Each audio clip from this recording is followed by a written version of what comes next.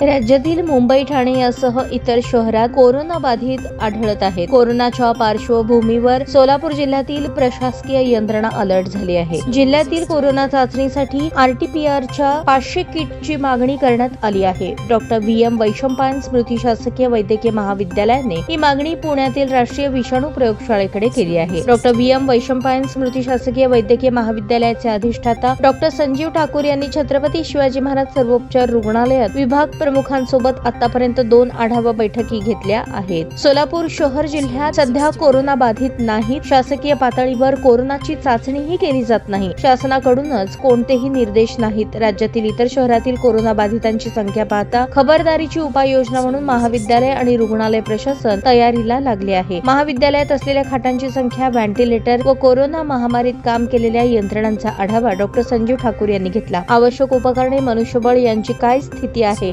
त्यावेळी धावपळ नको म्हणून या सर्व यंत्रणांचा आढावा त्यांनी घेतला आहे। सोलापूर जिल्ह्यात कोरोना महामारीच्या पहिल्या व दुसऱ्या लाटेत खूप मोठे नुकसान झाले आहे। प्रशासक पातळीवरही मोठी तारांबळ उडाली होती। कोरोना महामारीतील वाईट आठवण आजही रुग्णांचे नातेवाईक आणि प्रशासकीय यंत्रणेला आहे।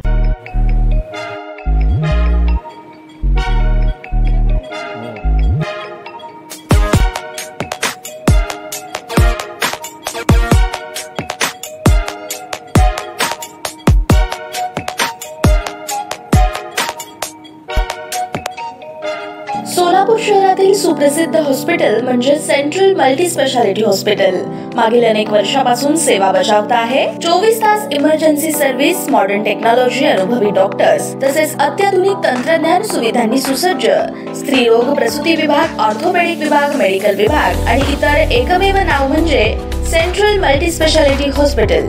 पत्ता गणेशपेठ शॉपिंग सेंटर, मंगळवार बाजार, सोलापूर। ताज्या बातम्या पाहण्यासाठी प्राईम महाराष्ट्र न्यूज चॅनलला सबस्क्राइब करा।